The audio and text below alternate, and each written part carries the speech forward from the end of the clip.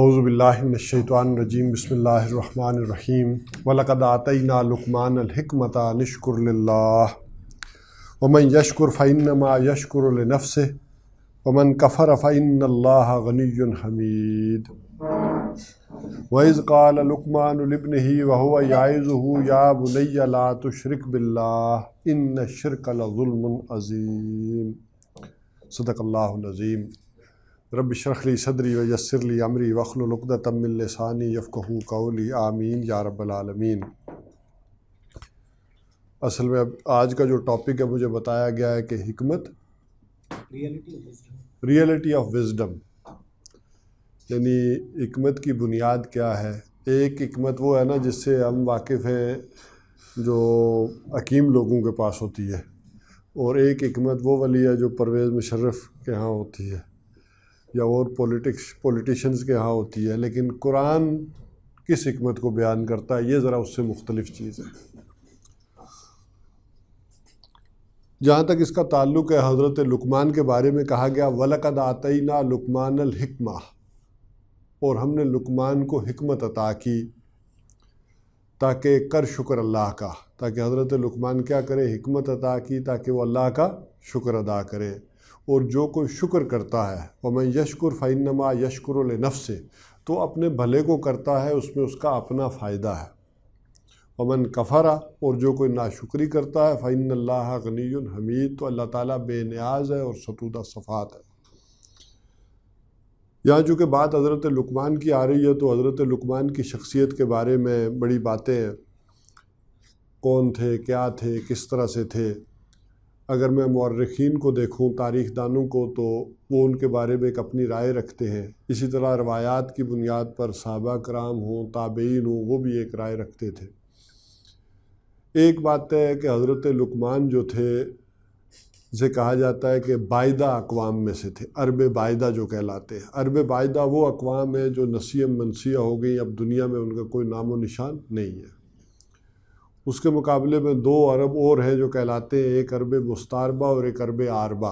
عرب عاربہ وہ ہیں جو اصلاً اور نسلاً عرب ہیں، اور عرب مستعربہ وہ عرب کہلاتے ہیں کہ جو عرب میں رہنے کی وجہ سے عرب ہو گئے، اصلاً عرب نہیں تھے بلکہ عرب میں رہنے کی وجہ سے عرب کہلائے گئے۔ حضور صلی اللہ علیہ وسلم بھی انہی میں سے ہیں۔ ظاہر ہے آپ کے جد امجد حضرت ابراہیم تو عراق سے گئے ہیں، پھر فلسطین میں رہے ہیں۔ تو بہرحال حضرت لقمان بائدہ اقوام کی ایک شخصیت کہلاتے ہیں۔ کہا یہ جاتا ہے کہ قوم عاد، جس میں حضرت ہود علیہ السلام آئے تھے، اس میں مورخین کی دو رائے کہ ایک قوم عاد کے یہ شخص تھے اور عاد ہی کے چھوٹے بیٹے تھے، اور شداد کے بعد جو ہے یہ بادشاہ بنے ہیں، حکمران ہوئے ہیں قوم عاد کے۔ اور ایک رائے یہ ہے کہ نہیں، یہ پروسیس اس کے بعد ہوا ہے، جب وہ قوم عاد تباہ و برباد کر دی گئی تھی، اور حضرت ہود علیہ السلام جب لوگوں کو لے کر نکلے ہیں تو کچھ لوگ تو حضرت ہود علیہ السلام کے ساتھ جا کر آباد ہو گئے میدان صالح میں، اور کچھ لوگ جو ہے یمن میں آ گئے۔ تو یہ یمن میں ایک بادشاہ گزرے۔ اب یہ مورخین میں اختلاف ہے کہ پہلے عذاب سے پہلے کی شخصیت گزرے ہیں یا بعد کی شخصیت گزرے ہیں۔ اور ان میں خاص کر یہ ابن اسحاق جو سیرت میں بڑا نام رکھتے ہیں تاریخ میں، یا یہ سید سلیمان ندوی ہیں، یا حفظ الرحمن سہروی ہیں، یہ سب لوگوں کی رائے اس طرح سے ہے۔ جبکہ روایات کی بنیاد پر ہم دیکھیں تو عبداللہ ابن عباس، ابو ہریرہ اور جابر بن عبداللہ انصاری، سعید ابن مسیب، ان سب کی رائے یہ ہے کہ یہ جو حضرت لقمان ہیں یہ سوڈان کے ایک گاؤں کے رہنے والے تھے۔ اس زمانے میں مصر اور سوڈان مل کے ایک ملک بنتا تھا، لوبا یا لوبیا۔ یہ اس کے ایک سرحدی مشرقی گاؤں کے رہنے والے تھے، نسلاً حبشی تھے، کالے رنگ کے تھے، پستہ قد تھے، موٹے موٹے ہونٹ تھے، گنگریالے بال تھے، اور پیشے کے اعتبار سے کارپینٹر تھے، بڑھئی تھے۔ لیکن ایک بڑے ہی دانا اور بینا شخص تھے، وائز آدمی تھے، عقل مند آدمی تھے، جسے کہتے ہیں نا حکیم اور دانا آدمی تھے۔ اور ایک بات تقریباً سب میں طے ہے کہ نہ کوئی نبی تھے، نہ کسی نبی کے امتی تھے، بلکہ ایک بڑے ہی دانا اور عقل مند آدمی تھے، اور چونکہ عرب میں یہ ایک بڑے دانا آدمی کی حیثیت سے جانے جاتے تھے، ان کے اقوال جو ہے وہ کوڈ ہوتے تھے، جیسے ہم اپنی تقریروں میں علامہ اقبال کے اشعار کو کوڈ کرتے ہیں، اسی طرح ان کی باتیں بھی کوڈ کی جاتی تھی وہاں پر۔ تو اس حوالے سے اللہ تعالیٰ نے کہا کہ دیکھو ہمارے نبی محمد صلی اللہ علیہ وسلم جو باتیں کر رہے ہیں، تم جن کو بڑے دانا اور عقل مند آدمی سمجھتے ہو، اصلاً وہ بھی تو ایسی ہی باتیں کر رہے ہیں، ان کی وصیتیں بھی ایسی ہی ہیں۔ لیکن اس وقت ہم فوکس کریں گے کہ ان کی بات کا آغاز جو ہو رہا ہے مضمون کے ساتھ کہ وَلَقَدْ آتَيْنَا لُقْمَانَ الْحِكْمَةَ أَنِ اشْكُرْ لِلَّهِ، ہم نے لقمان کو حکمت عطا کی۔ تو حکمت کیا ہے؟ حکمت سمجھ لیں کہ کسی چیز کی، اس کا ہا کاف میم جو مادہ ہے، کسی چیز کی پختگی کے لیے آتا ہے، مستحکم، استحکام، محکم، کسی چیز کی پختگی کے لیے آتا ہے، اور اصطلاح میں اسے کہیں گے کہ انسانی عقل کی وہ پختگی جس سے انسان کے اندر اصابت رائے پیدا ہو جائے، یعنی اس کی ڈیسیژن میکنگ درست ہو جائے۔ انسانی عقل کی وہ پختگی، وہ گویا کہ اس کی وزڈم یا عقل مندی کی علامت ہوگی کہ وہ درست فیصلے کرنے لگ جائے، تو یہ حکمت کہلائے گی۔ اچھا، حکمت کے جو لفظی معنی ہیں، لغوی معنی ہیں، وہ تو میں نے کہا آپ سے جیسے کہ کسی چیز کی پختگی، لیکن ان لغوی معنوں میں ایک مفہوم یہ بھی پایا جاتا ہے کہ کسی کو کسی کام سے روک دینا اصلاح کی غرض سے، یہ حکمت کہلاتا ہے۔ جبکہ عقل کے معنی یہ ہوتے ہیں کہ کسی کو کسی کام سے روکنا یا خود رکنا، لیکن اس میں عقل اصلاح وہ شامل نہیں ہے، بلکہ اس میں دونوں چیزیں یہ آئیں گی کہ حکم کا مادہ جس کے لیے استعمال ہوگا اس میں دور رس نتائج کے لیے رکنا، اور اصلاح کے لیے اور مفید کام کے لیے، فائدہ بخش چیز کے لیے، جبکہ عقل میں رکنے کے معاملے میں یہ چیزیں موجود نہیں ہیں، بلکہ فوری مضرت یا فوری نفع یا اس طرح کے معاملات ہوں گے۔ اسی لیے عقال کہتے ہیں اس پٹی کو جو سر پہ باندھی ہوتی ہے، عرب کپڑے کے ساتھ باندھتے ہیں نا، تو اصل میں عقال باندھنے والی شے وہ ہے جس سے اونٹ کا گھٹنا باندھا جاتا تھا۔ اصل میں یہ جو آج سروں پر باندھی جاتی ہے یہ پٹی، اس کی جو تاریخ ہے وہ یہ ہے کہ یہ اونٹ کا گھٹنا باندھنے کے لیے ہوتی تھی، اور یہ اتنی اہم رسی ہوتی تھی کہ اونٹ، چونکہ آپ صحرا میں ہیں تو وہاں کوئی کھونٹے درخت تو نہیں ہے کہ آپ اونٹ کو باندھیں، تو آدمی جب صحرائی سفر میں کسی درخت کے نیچے نخلستان میں آرام کرتا تھا تو اونٹ کو بھی چھوڑ دیتا تھا کہ یہ بھی کوئی چر چگ لے، کوئی منہ مار لے جھاڑیوں میں، لیکن زیادہ دور بھی نہ جا سکے، کیونکہ اسی پر میرا زادِ راہ ہے، جو پانی ہے سارا کچھ ہے وہ اونٹ کے اوپر لدا ہوا، یہ غائب ہوگا تو پھر وہاں صحرا میں موت یقینی ہے۔ تو لہذا وہ اونٹ کا گھٹنا باندھ دیتے تھے تاکہ زیادہ دور نہ جائے، اور جب وہ اونٹ کا گھٹنا کھولتے تھے تو اس کو اپنے اوپر جو رومال سر کے اوپر انہیں اڑاتا تھا اس کے اوپر وہ باندھ دیتے تھے، تو یہ ایک اس اعتبار سے چلتا تھا۔ لیکن خالص عقل انسانی یا حیوانی عقل، اس کی بنیاد پر جو علم وجود میں آتا ہے اسے کہتے ہیں کہ فلسفہ، یعنی عقل جو ہے، عقل انسانی جب منطق کے اصولوں کے اوپر اپنا سفر طے کرتی ہے، لاجک کے اوپر سفر طے کرتی ہے، اور لاجک کی اپنی بیسز ہیں، آپ کو معلوم ہے لاجک کن بنیادوں پہ ہے، آپ کے جو بھی سینسز ہیں ان کی بنیاد پر لاجک کام کرتی ہے۔ تو عقل انسانی جب لاجک کی بنیاد پر، منطق کی بنیاد پر، اس کے اصولوں پر اپنا سفر طے کرتی ہے، تو اس سے جو علم وجود میں آتا ہے اسے کہتے ہیں فلسفی، اور جو اس پر کام کرنے والے لوگ ہیں وہ کیا کہلاتے ہیں؟ فلاسفر، فلسفی۔ جبکہ عقل انسانی جب فطرت کی رہنمائی میں یہ سفر طے کرتی ہے تو اس سے جو علم وجود میں آتا ہے اسے حکمت کہتے ہیں، اور اس کے جاننے والے وہ حکماء کہلاتے ہیں، یا جیسے وہ فلسفی کہلاتے ہیں تو انگریزی کا لفظ آپ نوٹ کرنا چاہیں تو وہ سیجز کہلاتے ہیں، جو عقل سلیم اور فطرت سلیم کی رہنمائی میں سفر طے کرتے ہوئے علم انسان کو حاصل ہوتا ہے۔ اس کو بلکہ عام انداز میں بھی یوں سمجھ لیں کہ حکیم آپ کس کو کہتے ہیں؟ وہ جو آپ کی نبض پر ہاتھ رکھ کر صحیح فیصلہ کر لے، درست نتائج پر پہنچ جائے۔ ایک تو یہ ہے نا کہ وہ نباز وہ ہے کہ وہ آپ کی اس نے نبض پر ہاتھ رکھا اور پن پوائنٹ کر دیا کہ آپ کا پرابلم کیا ہے، آپ کے معدے میں تکلیف ہے، دل میں ہے، دماغ میں ہے، کہاں ہے، پھیپھڑوں میں ہے، اور اس کے بعد اس نے آپ کو درست دوا بھی تجویز کر دی۔ تو یہ کون ہے؟ حکیم۔ اچھا، اسی کو جب ذرا اوپر کی جگہ پر لے جائیں تو آپ نے الفاظ سنے ہوں گے حکیم الامت۔ علامہ اقبال کو کیا کہتے ہیں؟ حکیم الامت کہا جاتا ہے نا۔ تو کیوں کہا جاتا ہے حکیم الامت؟ انہوں نے جو اس وقت امت مسلمہ کے مسائل تھے، جو پرابلمز تھی، ان کی صحیح نشاندہی کی اور ان کا حل بھی مسلمانوں کے سامنے پیش کیا، تو اس لیے وہ کیا کہلاتے ہیں؟ حکیم الامت۔ اب وہ آدمی جو اس کائنات کے مسائل پر غور کرے اور اس کی اصل حقیقت کی طرف پہنچے اور اس کی رہنمائی کرے، یہ وہ لوگ ہیں جو حکماء کہلاتے ہیں، کہ اس کائنات کی حقیقت کیا ہے، اس ہماری حقیقت کیا ہے، سچ کی کیا حقیقت ہے، نیکی کی کیا ہے، علم کی کیا ہے، ہم نے مرنے کے بعد کہاں جانا ہے، اس کائنات کا جو بنانے والا کریٹر ہے وہ کون ہے، اس کی طرف جو رہنمائی کرنے والے لوگ ہیں وہ کیا ہیں؟ حکماء، اور فطرت کی روشنی میں جو سفر طے کرتے ہیں۔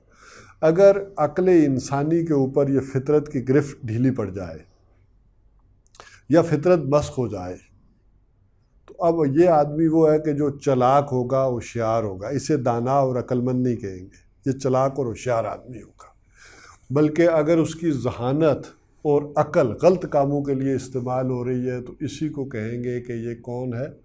Evil genius. آپ کہتے ہیں نا کہ الفاظ استعمال کرتے ہیں کہ فلاں آدمی کیا ہے؟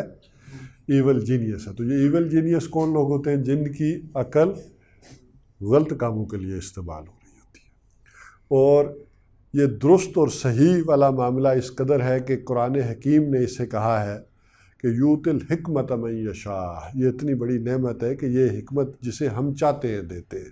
ومن یؤت الحکمۃ فقد اوتی خیرا کثیرا، اور جس کو تو ہم نے حکمت عطا کر دی اسے خیر کثیر عطا کر دیا، اسے گویا دنیا جہان کی دولت عطا کر دی۔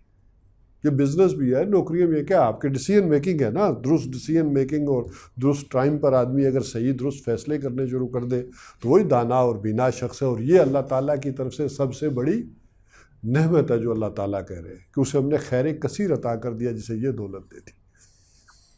اور البتہ جس کو علامہ اقبال نے بھی کہا، یہ جو باقی لوگ محکوم ہے بیگانہ اخلاص و مروت سے، ہر چند کے منطق کے دلیلوں میں ہے چالاک، کہ یہ جو فطرت کی رہنمائی یہ مسخ ہو جائے۔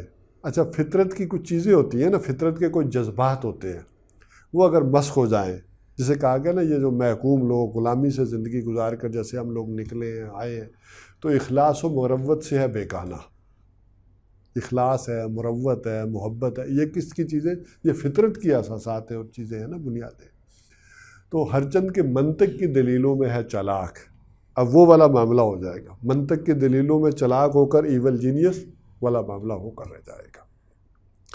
جبکہ کہا کہ یہ جو قرآن ہے جز بقرآن زیگمی ربائی است، قرآن کے بغیر شعر بھی، اگر آپ کو اللہ تعالیٰ نے بڑا پوٹینشل بھی دیا ہوا ہے، صلاحیت بھی دی ہوئی ہے، تو قرآن کے بغیر شعر بھی کیا ہے؟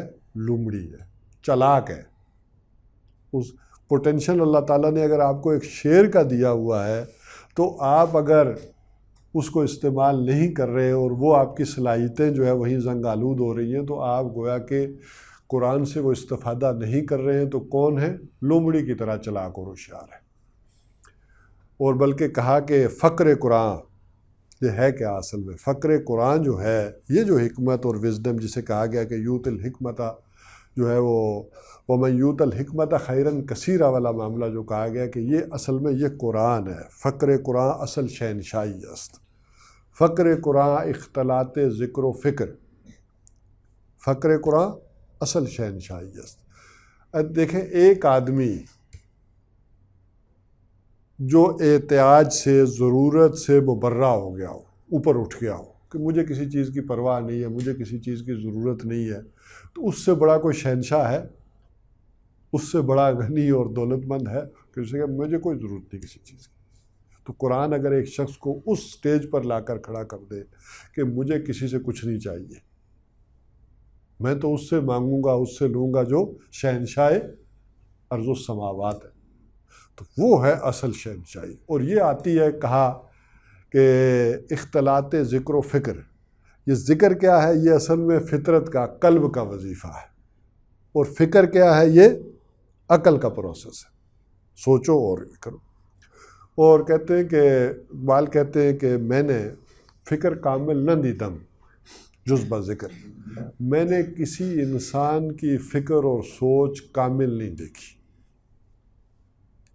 کوئی ایسا انسان دنیا میں، کوئی جس نے کوئی فلسفہ پیش کیا ہو، کوئی نظریہ پیش کیا ہو، کوئی سوچ و بچار سے کوئی حل پیش کیا ہو، اس کو میں نے کامل نہ دیدم، اس کو مکمل کبھی نہیں دیکھا جز با ذکر، ذکر کے بغیر اگر وہ آیا ہو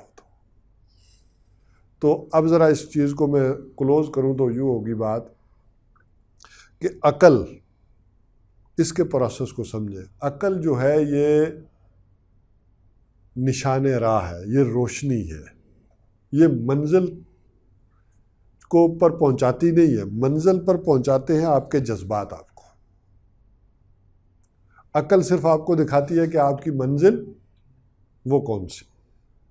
عقل کا کام یہ ہے کہ آپ کو منعم حقیقی کا احساس دلائے اور اس منعم حقیقی کی پہچان کروا دے، باقی آپ کے اندر جو فطرت کے جذبات ہیں وہ پہنچائیں گے۔ تو اگر انسان کی عقل بھی سلیم ہو، وہ آپ کی پہچان صحیح کروائے، اس کو آپ نے پراگندہ نہ کر دیا ان چیزوں سے، اور اگر آپ کی فطرت بھی سلیم ہے، فطرت کو بھی آپ نے آلودہ نہیں کر دیا۔ اب یہ چیزیں جو فطرت کے اندر جذبات ہیں، اگر ان کو آپ نے نہیں دبا دیا، ان کو مسخ نہیں کر دیا، مثلا یہ فطرت کا جذبہ ہے نا سچ بولنا، اس کو آپ نے گہنا نہیں دیا، خراب نہیں کر دیا، تو اب فطرت جو ہے وہ آپ کو وہاں پر لے کر جائے گی جس میں کوئی نبی نہ ہو، کوئی رسول نہ ہو، کوئی آسمانی ہدایت نہ ہو، وہ آپ کو درست جگہ پر پہنچا دے گی۔ بلکہ اسی کو ذرا آگے شکر کے ساتھ جوڑ لیں تو بات اور کلیئر ہو جائے گی کہ وَلَقَدْ آتَيْنَا لُقْمَانَ الْحِكْمَةَ أَنِ اشْكُرْ لِلَّهِ، کہ وہ کیا کریں؟ تاکہ اللہ کا شکر کریں۔ تو یہ شکر کا اس کے ساتھ کیا تعلق ہے، اس کو سمجھ لیں۔ شکر ایک جذبہ ہے، اور یہ کس چیز کا جذبہ ہے؟ فطرت کا جذبہ ہے۔ یہ فطرت میں سے ایسے امڑتا ہے، ایسے نکلتا ہے جیسے زمین میں سے چشمہ۔ اسی لیے لغت میں کہا گیا ہے اس کو کہ این الشکرا، جیسے زمین میں سے پانی ابلتا ہے ایسے شکر انسان کے اندر سے ابلتا ہے، شکر باہر نکلتا ہے۔ بلکہ انسان کا معاملہ کیا، آپ اس سردی میں کسی بھوکے کتے کو بھی اپنے گھر کے باہر ایک روٹی پھینکے نا، تو وہ بھی جس نظر سے آپ کو دیکھے گا اور دم ہلائے گا، وہ آپ کا شکریہ ادا کر رہا ہوگا، اس کے اندر سے بھی وہ جذبہ نہیں کر رہا ہوگا۔ یا کسی جانور کے آگے بھی گرمی میں آپ پانی کی جو ہے وہ بالٹی جو ہے وہ جا کر رکھیں، تو وہ پانی پی کر جس نگاہوں سے آپ کو دیکھے گا، اس کی نگاہوں سے آپ کو وہ شکر کا جذبہ امڑتا ہوا دکھائی دے گا، محسوس کریں گے آپ کے کس انداز میں یہ جانور میرا شکریہ جو ہے وہ ادا کر رہا ہے۔ تو یہ ایک جذبہ ہے۔ اچھا، جذبہ جہاں ہوتا ہے وہ اندھا بہرا ہوتا ہے، وہ وفا کا جذبہ ہو، وہ محبت کا جذبہ ہو، وہ شکر کا جذبہ ہو، وہ اللہ کو پہچان اور اس کو ماننے کا جذبہ ہو، ہوتا اندھا ہے۔ اس جذبے کو صحیح روشنی کو کیا چیز دکھاتی ہے؟ وہ عقل، جذبہ یہ آپ کے اندر ہے۔ تو دونوں چیزیں ہیں کہ ایک تو آپ نے اس جذبے کو ختم نہ کر دیا ہو، وہ جیسے کہتے ہیں نا چائنیز ایموشنل لیس قوم ہے، ان کے جذبات مجموعی طور پر ہے ہی نہیں، ختم ہی نہیں، فطرت کو انہوں نے بالکل ہی ختم کر کے رکھ دیا، بس کر کے رکھ دیا۔ تو یہ جو فطرت ہے اس کے اندر یہ جو شکر کا جذبہ یہ ایسے امڑتا ہے، اور امام راغب اصفہانی کہتے ہیں کہ یہ سب سے پہلے انسان کے دل میں پیدا ہوتا ہے، شکر بالقلب، دل میں ایسے پیدا ہوتا ہے کہ کسی نے آپ کے ساتھ کوئی بھلائی کی، نیکی کی، تو سب سے پہلا سٹیپ یہ ہے کہ آپ محسوس کریں کہ فلاں آدمی نے میرے ساتھ بھلائی اور نیکی کی ہے، تو وہ جذبہ اس کے اندر پھر پیدا ہوتا ہے۔ ایک سلیم الفطرت آدمی یہ چاہتا ہے کہ فلاں آدمی نے اگر میرے ساتھ نیکی کی، بھلائی کی، تو کبھی زندگی میں مجھے موقع ملے گا تو میں کیا کروں گا؟ اس بھلائی کا بدلہ بھلائی سے دوں گا۔ ایک سلیم الفطرت آدمی تو یہ سوچ رکھتا ہے، یہ ذہن رکھتا ہے۔ اور پھر اس کے بعد زبان پر شکر باللسان، انسان زبان سے بھی شکریہ ادا کرتا ہے. جیسے حضور نے بھی فرمایا کہ تمہارے ساتھ کوئی بھلائی کرتا ہے تو بدلہ نہیں بھی اتار سکتے ہو تو اس کا ذکر کیا کرو کہ فلاں آدمی نے میرے ساتھ بھلائی کی ہے، نیکی کی ہے، اس نے میرے ساتھ اچھائی والا معاملہ کیا ہے. اور یہی وجہ ہے کہ حضور نے فرمایا وَمَن لَمْ يَشْكُرُ النَّاسَ، کہ جو انسان جو ہے وہ لوگوں کا شکر ادا نہیں کرتا، ان کا شکریہ ادا نہیں کرتا، وہ اللہ کا بھی شکریہ ادا نہیں کرتا. کیوں؟ اس کے گویا کے فطرت کے سوتے ہی خشک ہو گئے. جیسے آپ کہتے ہیں نا تیل کا کنواں خشک ہو گیا، پانی کا کنواں یا بورنگ آپ نے کرائی تھی کیا ہوا؟ خشک ہو گئے. تو وہ سوتے خشک ہو گئے جہاں سے پانی نکل رہا تھا، جہاں سے پیٹرول آ رہا تھا. تو آپ نے بھی اپنے فطرت کے وہ سوتے خشک کر دیے کہ اصل تو یہ فطرت کی چیز تھی، وہ جذبات تھے، وہ سامنے آنے تھے، وہ آئے نہیں. اور اگر وہ انسانوں کے لیے نہیں ہے تو اللہ کے لیے بھی نہیں. اب ایک چھوٹا بچہ ہے تو اس کے لیے سارا شکر کا جذبہ کہاں ہوتا ہے؟ اپنی ماں کے لیے ہوتا ہے. وہ سمجھتا ہے یہی میری ضروریات پوری کر رہی ہے، یہی میری حفاظت بھی کر رہی ہے، یہی مجھے سلاتی ہے، کھلاتی ہے، پلاتی ہے. تو پوری توجہ اس کی اپنی ماں کی طرف ہوتی ہے. وہ شکر بھری نظروں سے اسے ہی دیکھتا ہے. پھر تھوڑا بڑا ہوتا ہے تو عقل اس کی رہنمائی کرتی ہے کہ نہیں، والد صاحب لاتے ہیں چیزیں تو یہ بناتی ہے، ماں بھی یہ کھلاتی ہے، یہ دفتر میں جو کام کرتے ہیں تو یہ کام ہوتا ہے سارا. تو امی جان وہاں اب وہ اپنے اس شکر میں والد کو بھی شامل کرتا ہے اس جذبات کے اندر. ورنہ شروع میں تو وہ ماں مار بھی رہی ہوتی ہے، آپ کا بیٹا ہے اور آپ سمجھتے ہیں کہ یہ اسے مار رہی ہے کام کی زیادتی کی وجہ سے یا میرے کسی وجہ سے. آپ وہ چیز لے کر نہیں گئے ہوتے جو اس نے آپ کو کہا ہوتا ہے کہ شام کو یہ لیتے آنا. تو پھر وہ تو ایسے ہی کرتی ہیں نا خواتین، اپنا غصہ بچوں پر اتار دیا. تو اب وہ کیا ہوا، آپ چاہتے بھی ہے کہ وہ بچہ آپ کے پاس آئے لیکن نہیں آتا. ماں مار بھی رہی ہے تو دوڑ کر کہاں جا رہا ہے؟ ابھی اس سٹیج میں ہے تو ماں کی طرف ہی لپک رہا ہے، ماں کی طرف ہی جا رہا ہے. پھر ایک وقت آتا ہے کہ وہ آپ کے ساتھ بھی اٹیچ ہونا شروع ہو جاتا ہے. پھر ذرا بچے کو اور ذرا سمجھ آتی ہے، عقل کام کرتی ہے تو کہتا ہے نہیں، میری ایک فیملی بھی ہے، ایک خاندان ہے، ایک قبیلہ ہے، برادری ہے، ہم اس کا ایک حصہ ہیں.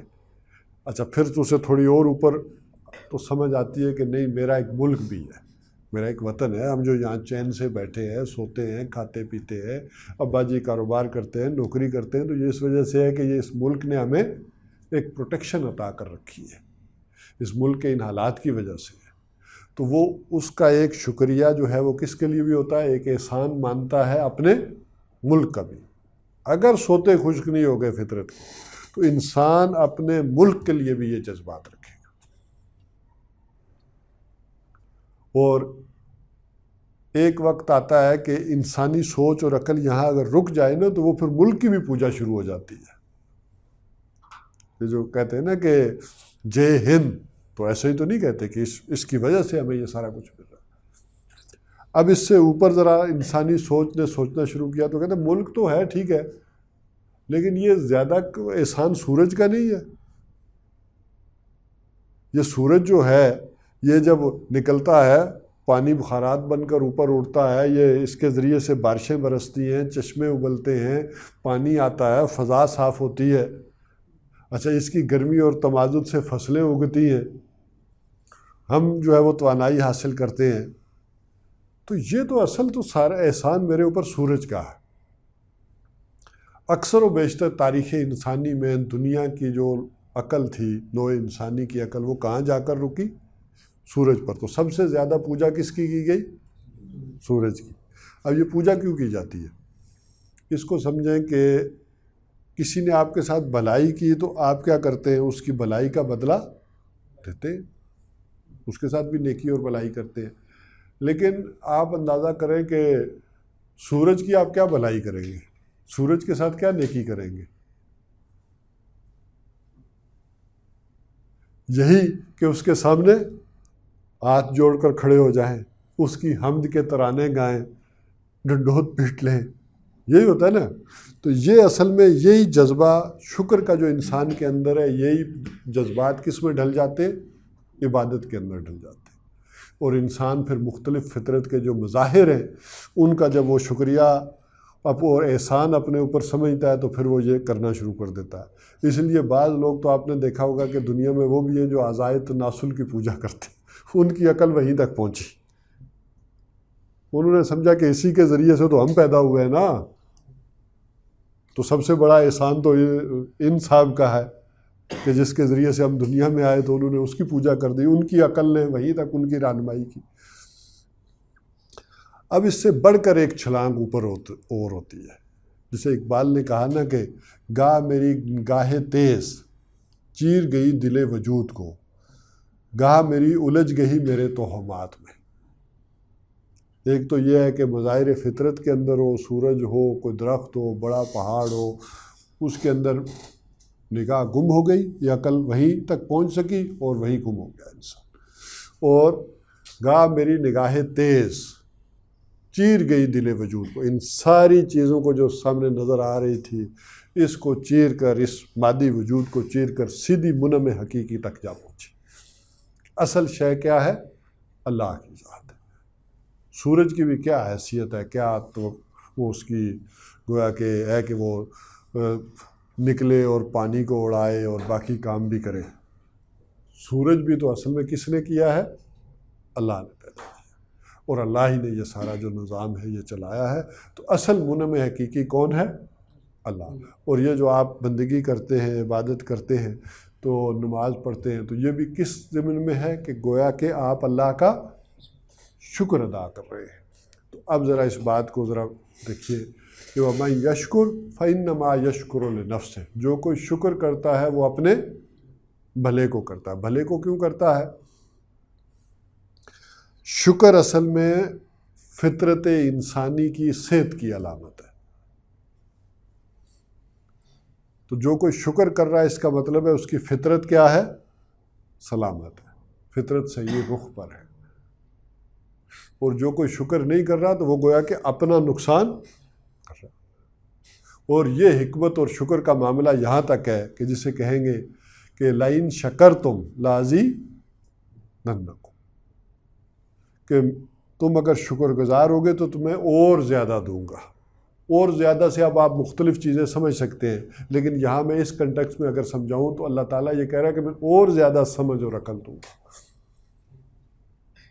اور سمجھ اور عقل کس انداز سے؟ جس کو حضور صلی اللہ علیہ وسلم دعا کر رہے ہیں کہ یا اللہ ارنی حقیقت الاشیاء کما ہی، مجھے چیزوں کی اصل حقیقت دکھا دے جیسا کہ وہ ہیں۔ تو جب اصل حقیقت آپ کے سامنے آئے گی تو تب آپ صحیح فیصلہ کریں گے نا۔ اصل حقیقت سورج کی آپ کے سامنے آ گئی، باقی چیزوں کی آ گئی، تو اب آپ درست نتیجے کی طرف ہوں گے۔ اللہ تعالیٰ اور سمجھ دے گا، اور یہ سمجھ وہاں تک پہنچ جاتی ہے کہ آپ کے سامنے صحیح بات بھی آئے، بڑی ٹھیک بات لگے گی، آپ اس کے اندر اس کی تہہ میں چھپا ہوا شر بھی دیکھ لیں۔ یہ بھی ہوتا ہے، آپ کو محسوس ہو رہا ہوتا ہے کہ بندہ بات ٹھیک کر رہا ہے لیکن پیچھے اس کے نیت نہیں ٹھیک، اس کی تہہ میں گڑبڑ ہے، لیکن لاجیکلی آپ رد نہیں کر سکتے، بات بڑی ٹھیک ہو رہی ہوتی ہے۔ تو انسان کے اندر وہ صلاحیت بھی پیدا ہو جائے، حکمت اس چیز کا نام ہے کہ اس کے سامنے بڑی صحیح بات بھی آ جائے جس کو رد نہیں کیا جائے، اس کی تہہ میں اس چھپے ہوئے شر کو دیکھ لے، اور انسان کے سامنے غلط سے غلط بات آ جائے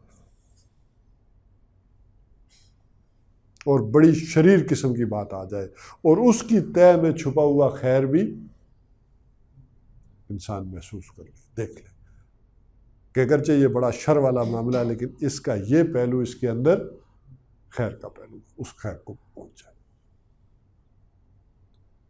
یہ ہے وہ حکمت کی معراج، اصل جڑ تک اور تہہ تک پہنچ جانا۔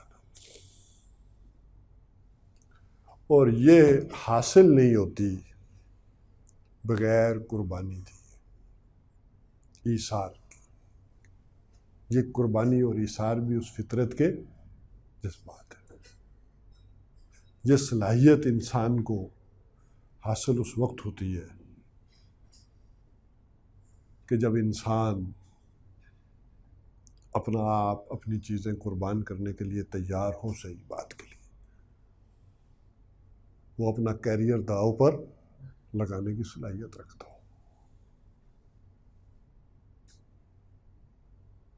وہ اتنی ہمت کرتا ہو کہ اسماعیل کے گلے پر چھری چلا سکتا ہو، وہ آگ میں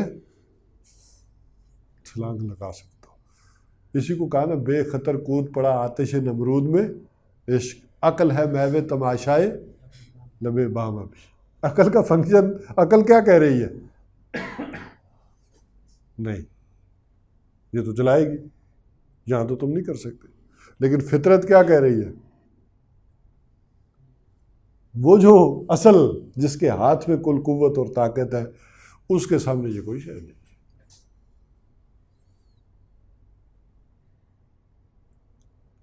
ہو سکتا ہے یہ درس قرآن بھی سن کر، آپ عربی بھی پڑھ کے، کوئی تفسیریں اور اچھی کتابیں بھی پڑھ کر کوئی نالج کا ایک پہلو آپ حاصل کر لیں، کوئی انفارمیشن آپ کو مل جائے، لیکن اس کی ڈیپتھ میں آپ نہیں پہنچ سکتے، اس کی گہرائی میں، جب تک کہ آپ قربانی دینے کے لیے تیار ہو، ایثار کرنے کے لیے تیار ہو، اپنے آپ لٹانے کو تیار نہ ہو، جب تک یہ چیزیں نہیں کھلتی۔ میری دنیا لٹ رہی تھی اور میں خاموش تھا۔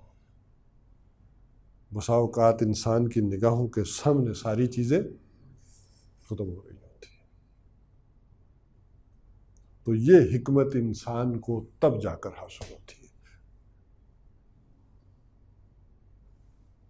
تو اس حوالے سے آج کا جو موضوع تھا میں سمجھتا ہوں وہ کر دی۔ اور ومن کفر، جہاں کفر آیا ہے اس شکر کے مقابلے میں، کفر کے لفظی معنی ہے چھپا دینا، دبا دینا۔ کیا چیز چھپا دینا، دبا دینا؟ یہ جو آپ کا جذبہ تھا، یہ آپ کی جو رہنمائی کر رہا تھا، آپ نے اس کو کیا کیا؟ مفادات آڑے آگے، کسی پریشر کے ساتھ، کسی اور دنیاوی فائدے کے ساتھ، پیسوں کے لالچ میں، کسی اور کیریئر کے لالچ میں، آپ نے کیا کیا؟ اس چیز کو دبا دیا۔ اس لیے جدید عربی میں کفار کہتے ہیں کاشتکار کو، جو بیج کو کیا کرتا ہے؟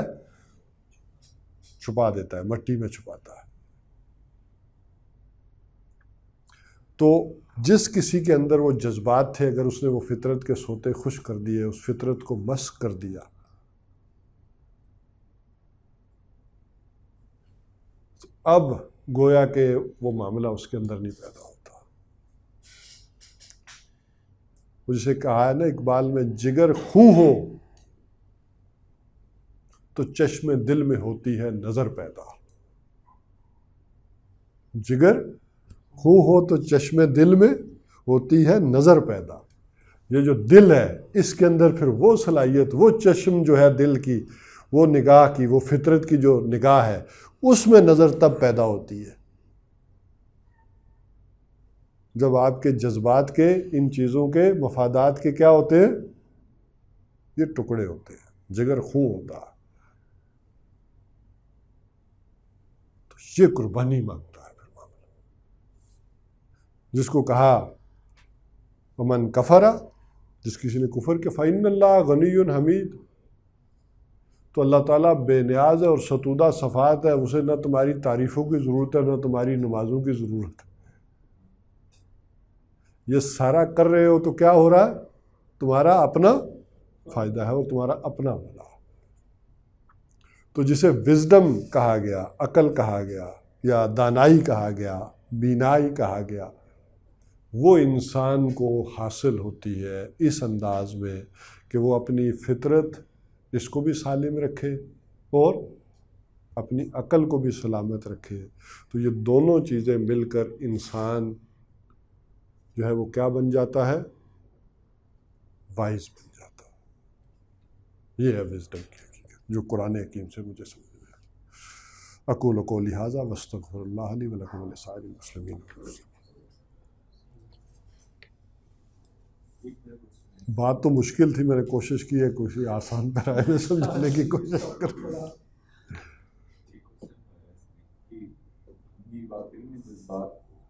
وہ آپ دبا لیتے ہیں پھر وہ ہوتا ہے.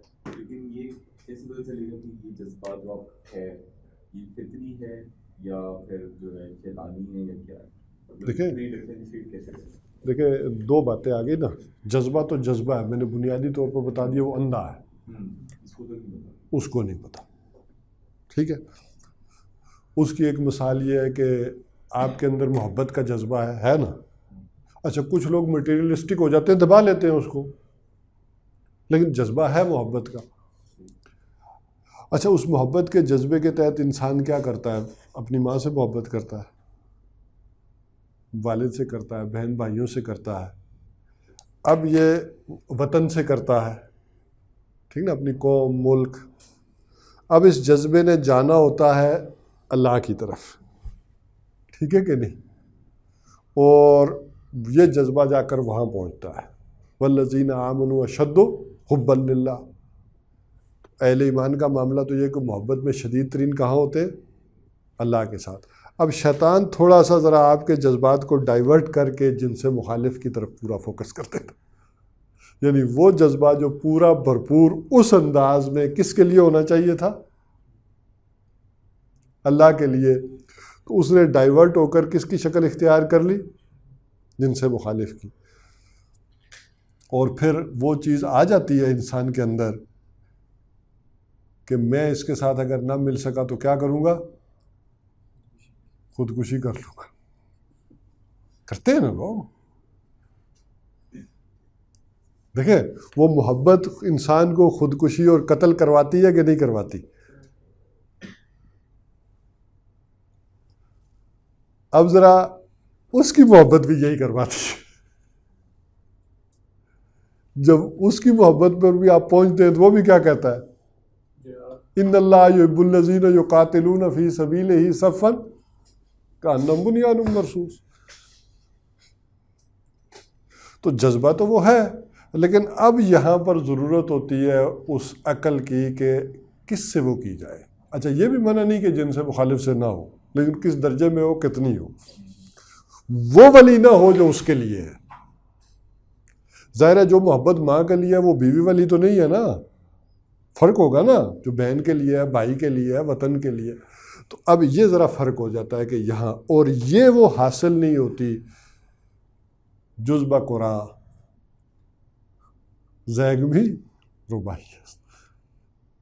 یہ ہو جاتا ہے فقر قرآن اصل شے چاہیے. تو یہ وہ شے ہے کہ عقل کو درست اور جذبات کو رکھنے کے لیے اگر آپ اس کے ساتھ جڑے رہتے ہیں تو یہ گویا کہ آج کے دور میں آپ کو بچانے والی ہے. یہ وہ اصحاب کہف کا غار ہے جو آپ کو اس ماحولوں اور چیزوں سے بچا کر آپ کی فطرت اور عقل کو درست پہ رکھے گا. اچھا ایک یہ معاملہ ہے، اور یہ ہے ڈیپتھ میں اور گہرائی میں. اچھا تھوڑا سا آسان لیں گے تو وہ یہ ہو جائے گا کہ اگر آپ شکر کرتے رہتے ہیں اس کے نتیجے میں بھی اندر فطرت ٹھیک ہوتی رہتی ہے. عمل کا رد عمل ہوتا ہے نا. ایک تھا کہ آپ کے جذبے، فطرت کے اس جذبے سے شکر اندر سے نکلے، لیکن نہیں نکلا. آپ نے مس کر دیا، کوئی غلطی کر لی. تو اب آپ کرنا شروع کر دیں تو اس کے نتیجے میں کیا ہوگا؟ اندر جاری ہو جائے گا معاملہ. جیسے حضور صلی اللہ علیہ وسلم نے فقہ فرمایا کہ دلوں کو بھی زنگ لگ جاتا ہے. وہ زنگ بھی پھر قرآن سے اتارنا پڑتا ہے. تو رخ جو دیتی ہے، جذبات کو دینے والی شے ہوتی ہے وہ پھر عقل سلیم ہے. اور جسے مولانا منظور نعمانی کہتے ہیں کہ اصل تبدیلی تو دل کی تبدیلی ہے، دماغ تو کرائے کا وکیل ہے. یہ تو جو آپ کرنا چاہتے ہیں ادھر کے دلائل آپ کو فراہم کر دیتا ہے.